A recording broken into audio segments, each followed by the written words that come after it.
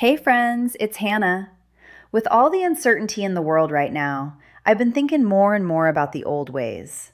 The ways our grandparents lived, when neighbors helped neighbors and folks planned ahead instead of waiting for the system to save them. As spring gets close, this might be the year to grow a bigger garden, plant a few fruit or nut trees, learn some medicinal plants, and come together with the people around you. Maybe one family grows beans, another grows tomatoes, another potatoes, and everybody shares. Maybe you can help each other preserve food and put back a little for a rainy day. I also think families need to get back to cooking more and eating out less. I think it's a whole lot healthier to know what's in your food. A big pot of soup can feed a family for days in the winter months. Eat half and freeze half. Then make another kind the next week. Before long, you've got a freezer with a little variety tucked away for those busy days when time slips off and you just can't cook. If you get real froggy, you can put that soup in mason jars and can it, so if the grid goes down, you've still got sustainable soup. My pa always grew a big garden, and Ma canned, and she cooked big every day. She fed anybody who came hungry. There was always room at their table, and my pa would go into Parksville and take boxes of produce with him and just hand it out to people who needed food outside Feather's store. He'd sit there at the stone wall next to the store with his car door open and let me play on the rock wall until he gave away every last cucumber, tomato, potato, whatever he had that day. Pa was always giving, and Ma was always making, baking, canning, and cooking so Pa could take people things. Everybody knew Lucy had food on the table come mealtime, and they came too. She'd cook, wring a few extra chicken necks, and Pa would take fresh chicken to neighbors that needed food, mainly the elderly around them. That was their way. Ma always took canned foods and made fresh biscuits, and Pa was the one out giving her food to the families that had fallen on hard times and a ton of elderly people living over and close to them. I've been with him in the cold, hard winter, just barely short enough to stand in the front seat beside him as we went down the one-lane roads over off the Crosspike. That was back when not all families had automobiles, and many folks still walked to town. If he saw anybody walking, he'd slow down, reach over, and roll down the window and tell them to get in.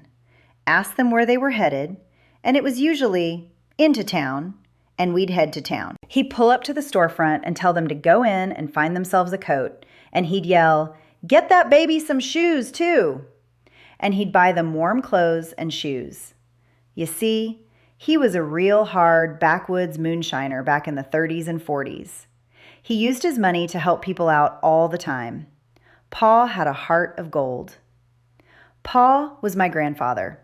He taught me to have the same heart as he did. Folks loved him. They called him Red, and he was the toughest, kindest, funniest man you'd ever meet. He always had a joke to tell. Oh, but no one crossed him that knew him. He was a tough, rugged kind of man. He had a heart for me. He taught me love.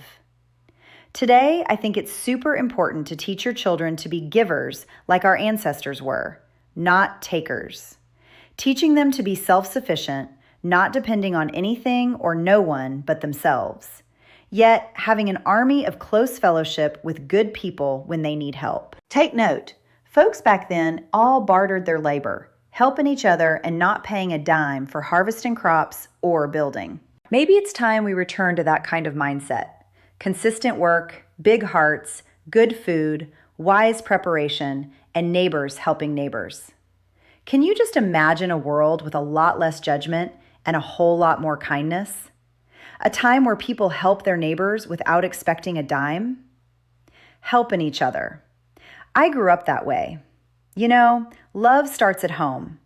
Planting a garden this year would be kind, but planting love in the hearts of your children and grandchildren and showing them something they can remember when they get older is a true gift.